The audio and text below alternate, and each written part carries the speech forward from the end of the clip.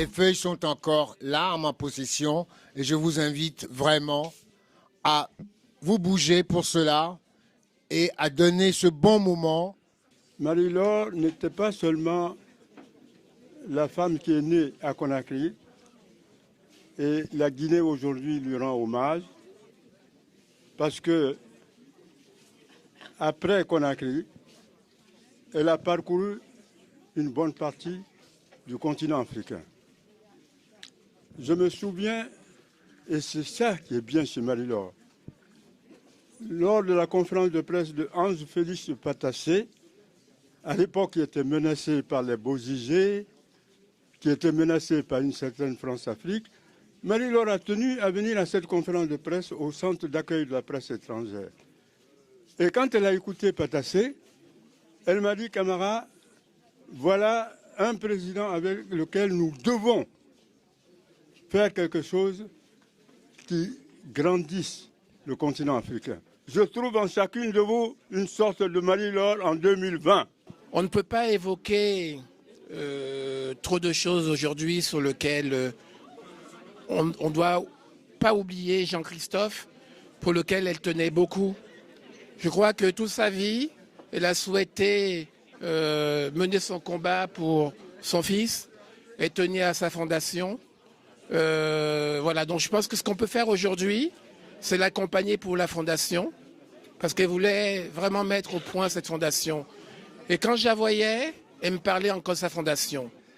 Alors je vais chanter pour elle, en hommage, n'est-ce pas, à sa vie, en hommage à son humanité, à sa fraternité, un chant, n'est-ce pas, de mon village qui accompagne, n'est-ce pas, ceux de nos frères qui laissent ce monde des vivants pour aller, n'est-ce pas, de l'autre côté, dans le monde du divin.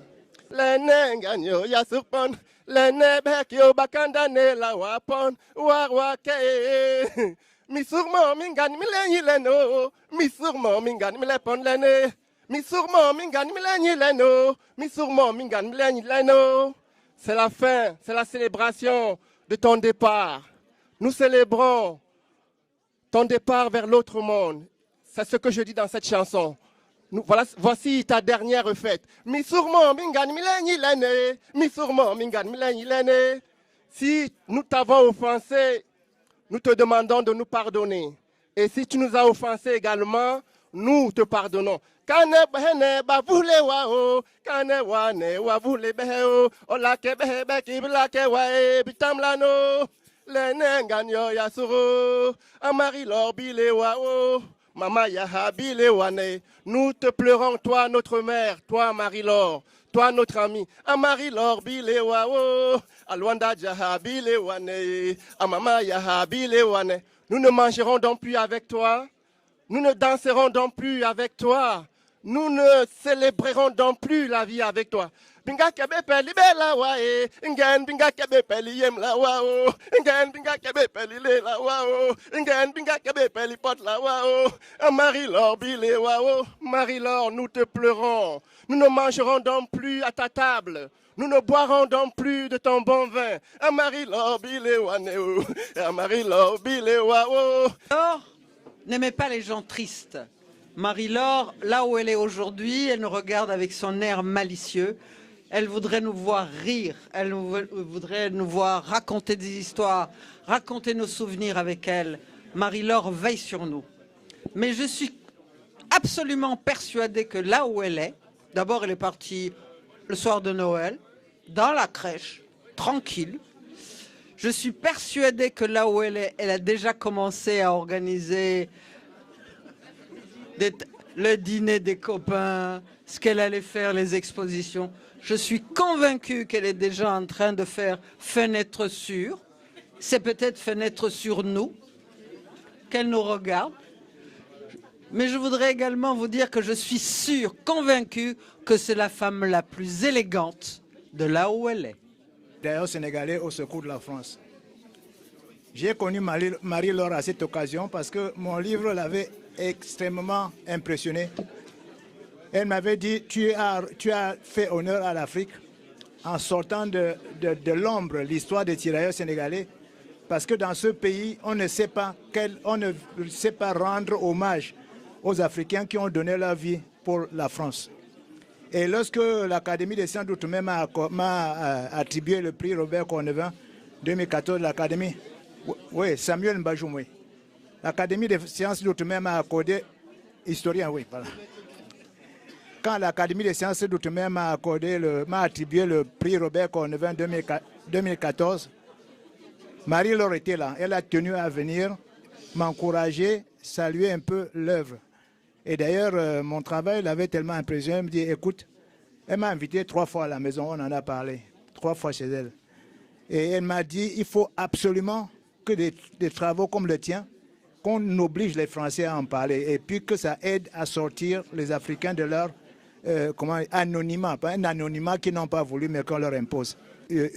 3 jours avant sa mort, je ne savais pas qu'elle était malade. Je voulais lui dire, Marie-Laure, comme le président Macron vient de lancer une idée, il a dit que l'année 2020, la France va essayer de rendre un hommage appuyé aux tirailleurs sénégalais, notamment en donnant des noms de rues, de monuments, de places et à des tirailleurs.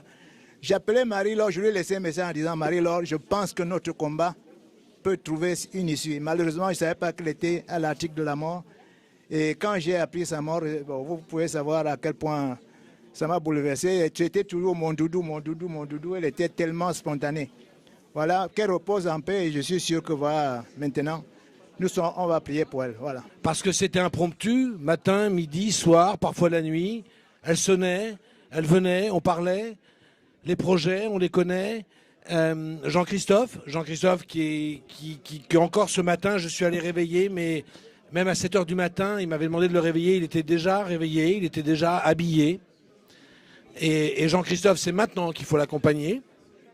Pour ceux qui sont proches, c'est maintenant que le chemin reste aussi pour lui important. C'est un petit message que je veux faire passer. Et vous dire que Marie-Laure, elle avait une pêche et une banane exceptionnelle. Moi, j'étais pas avec elle à l'UNESCO, mais qu'est-ce qu'elle m'en a parlé? Je crois que j'ai connu l'UNESCO encore mieux grâce à elle. Et puis plein de choses. Enfin bon, voilà, c'était presque une intimité de voisins. Mais en tout cas, voilà. Et n'oublions jamais, il y a un garçon, il s'appelle Jean-Christophe, et il a besoin de vous, de nous, de tout le monde. Voilà, ne l'oubliez pas. Bonjour tout le monde. Je suis Emmanuel Chouraki, poussé par Doudou Diène à dire un mot. En tant que fils d'un des 3 piliers de Marie-Laure, je tenais à venir ici. Pour lui rendre hommage, c'était une grande militante de la paix. Et on était très très très proches. Et que son âme repose en paix. Amen. Et on ne va pas pleurer et cette dame, on peut pas le pleurer parce que elle a apporté tellement de choses qui va rester pour le temps et pour l'éternité. Elle s'envole comme le condor. Elle s'envole au-delà de toute la galaxie. Marie-Laure, notre condor, on te regarde, tu nous regardes et tu nous donnes de la force pour continuer ce que vous avez fait dans le domaine de l'art. J'ai grandi là où les portes étaient fermées, en Île-de-France, en banlieue. On nous disait ni blanc, ni noir, ni francilien, ni parisien, citoyen de seconde zone. Et j'y croyais. J'y croyais dur comme fer. Je croyais que justement, l'afro-monde, puisqu'on était dans les années 90 à l'ère de l'afro-pessimisme, devait être derrière nous grâce à la magie d'Internet. Et j'ai croisé la route de Marie-Laure Croisier de Lac-Vivier ainsi que de Paulette Correa dans des événements. Je les voyais, ces grandes dames qui luttaient, qui disaient mais c'est dans la jeunesse que se trouve l'avenir de l'Afrique et même le présent. Parce que c'est bien de parler de l'avenir, mais il faut se lever tous les jours et y aller.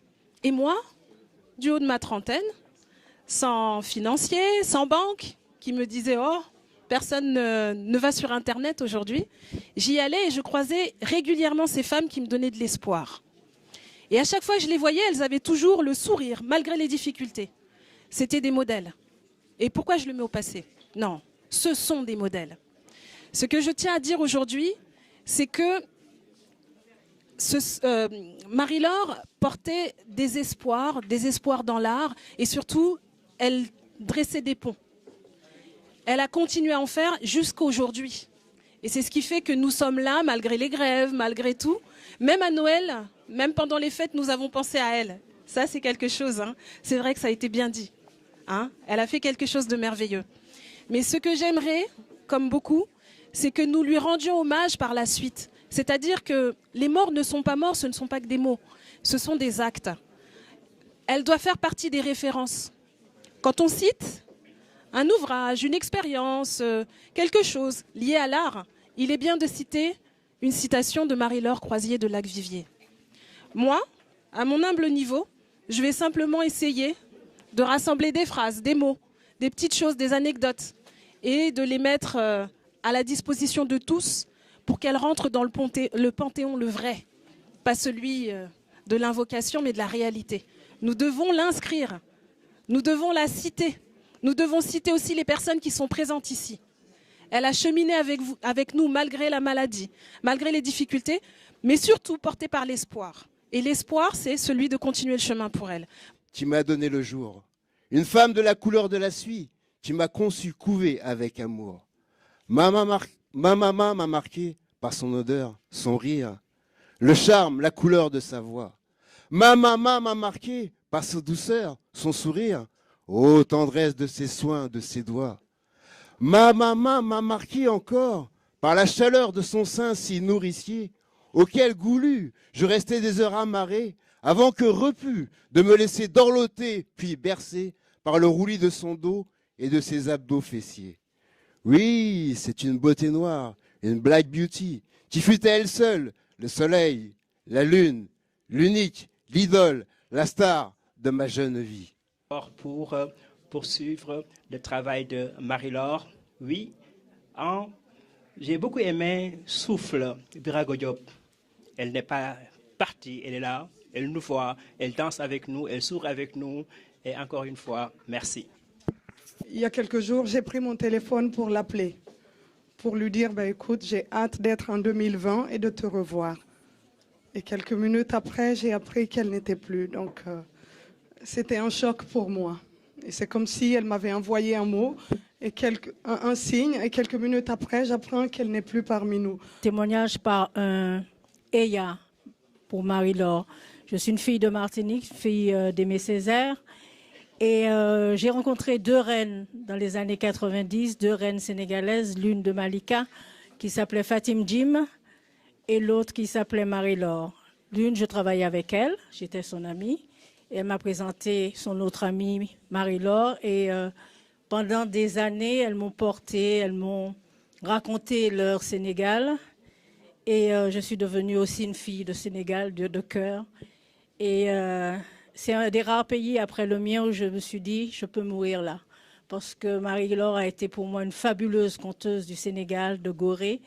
Et lorsque j'ai fait mon voyage à Gorée, l'anecdote était que je voulais le faire comme un pèlerinage, bien sûr. Marie-Laure, elle aimait culture du monde parce qu'elle disait c'est culture pour tous, c'est pour le partage, c'est ça qui nous unit. Et puis elle me disait, ma petite fille Maria, tu es là, reste telle que tu es. Voilà le témoignage. Bonne année Marie-Laure.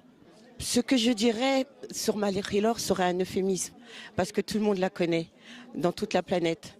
C'est un patrimoine immatériel de notre culture, de notre continent, l'Afrique, du continent aussi occidental, l'Europe, puisqu'elle y a vécu depuis plus d'un demi-siècle. Marie-Laure est une personne charismatique, une femme au grand cœur, Mamie Africa. Ce matin, nous lui rendons hommage, un hommage solennel. En simultané, cet hommage est aussi rendu au Sénégal. Je remercie les autorités sénégalaises en la personne du président Macky Sall, le gouvernement, les autorités sénégalaises de l'ambassade du Sénégal à Paris et toutes les nationalités africaines ici représentées, les 55, et au-delà du continent africain. Parce que tout ce qu'elle a fait, tout ce patrimoine qu'elle laisse, c'est à nous maintenant de le préserver. Nous devons soutenir sa fondation, nous devons soutenir sa famille, biologique, nous devons tous nous soutenir, nous qui sommes de la famille onusienne. Elle a tant apporté, elle nous a tant donné, à nous de le lui rendre. Elle est partie le 24 décembre. Elle est de confession catholique. Quel symbole encore elle nous donne. Et pour un artiste de partir comme ça de la scène, le 24 décembre, pour la communauté catholique, est le jour où le Verbe s'est fait chair.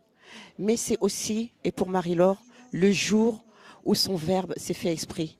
Repose en paix et que ton âme soit légère. Marie-Laure, tu ne nous as pas quittés un jour ordinaire, tu nous as quittés lors d'un jour extraordinaire. Tu nous manques déjà, Doudou. Alors, nous t'aimons beaucoup, nous continuerons à penser à toi et je te remercie pour la précieuse sœur que tu m'as laissée qui s'appelle... D'abord, faut pas oublier, c'est moi le boss. On est dans ma maison. L'UNESCO, c'est ma maison. On veut l'échec et pas l'échec. Ils sont partis de Gorée. Marie-Laure, c'était ça. C'était à la fois quelqu'un de spontané et de très humble.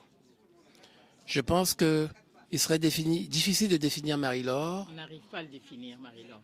Parce qu'elle était multiculturelle. Personnalité complexe. Très complexe. Marie-Laure aimait être là où on ne l'attend pas. Elle était partout. Elle nous surprenait tout le temps. Elle nous surprenait tout le temps. Voilà, Marie-Laure est partie, mais elle est avec nous. Elle voulait rentrer chez elle. Elle est rentrée finalement chez elle, auprès de Dieu, ce qu'elle aimait le plus. Elle voulait partir dignement. Moi, je sais que le dernier jour de sa mort, il disait encore à l'hôpital, laissez-moi sortir parce qu'on m'attend à l'UNESCO. On doit me rendre hommage à l'UNESCO. Je n'ai pas envie de rester dans votre foutu hôpital. Et ça, c'est du Marie-Laure. C'était une femme qui disait ce qu'elle pensait. Elle ne mettait pas des gants. C'est complètement vrai. Moi, je n'ai pas eu la chance d'avoir les derniers mots, mais j'étais avec elle 48 heures avant. Dès lors que j'ai appris qu'elle était à l'hôpital, j'étais à Cotonou.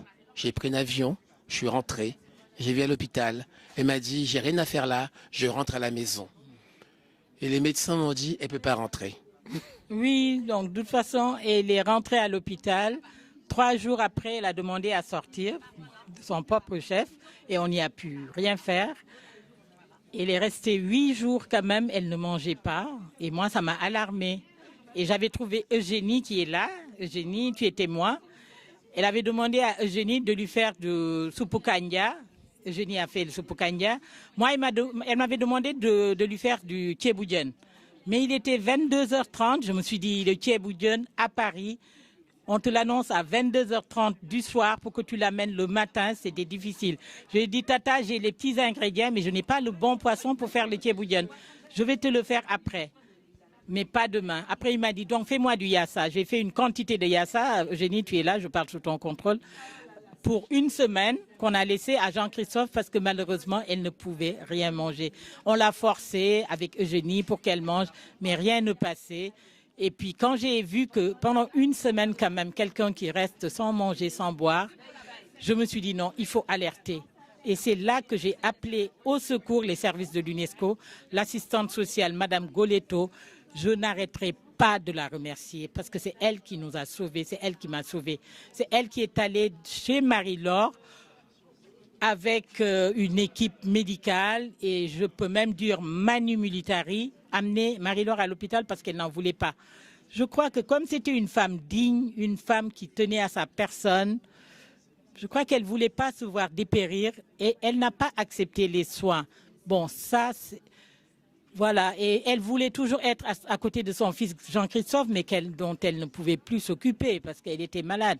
Et là, on l'a amenée de force à l'hôpital. Je sais qu'elle me l'a reproché dans les débuts parce qu'elle m'a dit, je t'ai dit que je ne veux pas de l'hôpital. Je lui ai dit, Tata, on ne peut pas faire autrement parce que là, les médecins ont constaté que tu es déshydratée, tu es obligée de rester là. Elle a même essayé de s'échapper de l'hôpital, mais avec Marcel, sa sœur, j'ai dit non, il faut qu'on fasse tout. S'il le faut, on lui met un bracelet électronique, mais elle ne sortira pas de l'hôpital. Et c'est ce qu'on a fait. Et c'est comme ça qu'elle est restée à l'hôpital Saint-Joseph. Et puis, on nous a dit que pour le cancer qu'elle a, on ne pouvait pas la soigner à Saint-Joseph, mais il fallait qu'on l'amène à Necker ou à Cochin. Et là-bas, il n'y avait plus de place. Et là, on l'a amenée à Ivry-sur-Seine. Et c'est là, malheureusement, que ces jours se sont terminés le 24 décembre. Un jour très symbolique. Voilà, Marie-Laure. Ça, c'est du Marie-Laure. Hein. Il fallait qu'elle parte le jour où le Seigneur naissait. En effet, je crois que tu as tout dit. Et Marie-Laure, à la fois, son amour pour le continent africain, elle voulait le faire vivre, le faire continuer. Donc elle suscite un peu le rêve africain et elle n'est pas partie. Parce qu'en partant, tout de même, elle a fait naître ce rêve africain. Et ce rêve africain démarre, je crois, le tour d'horizon démarre autour du 14 janvier. Nous sommes allés la voir à l'hôpital avec Laetitia. Elle disait, mes amis, mes frères et mes sœurs sont des Africaines, mais j'ai aussi autour de moi des gens de tout horizon, qui sont des Européennes, qui sont de tout. Et cette fois-ci, on a vu longtemps les bateaux d'Afrique s'écouler en mer. Cette fois-ci, ce sont les Européens qui vont en Afrique. Et c'est Marie-Laure à qui on doit aussi ça. Donc, je sais que l'équipe du rêve africain va partir en Afrique. Ils vont faire le tour de tous les pays d'Afrique. Et ça démarre le 13 ou le 14 janvier. Il était prévu de le réserver pour un média, mais là, je ne pouvais pas faire autrement. Tu m'as amené à le faire plus tôt. D'accord, ok. Puis je sais que comme son rêve, c'était d'être décoré à l'UNESCO, on va voir avec tous les amis, moi je lance un appel, voilà, réunissons-nous, voilà, faisons bloc pour Marie-Laure, autour de Marie-Laure, même si elle est partie, moi je me dis qu'elle est encore avec nous pour vraiment, voilà, accomplir son rêve ultime, qui était d'être décoré à l'UNESCO. Et puis voilà, j'espère qu'avec toutes les bonnes volontés, on y arrivera.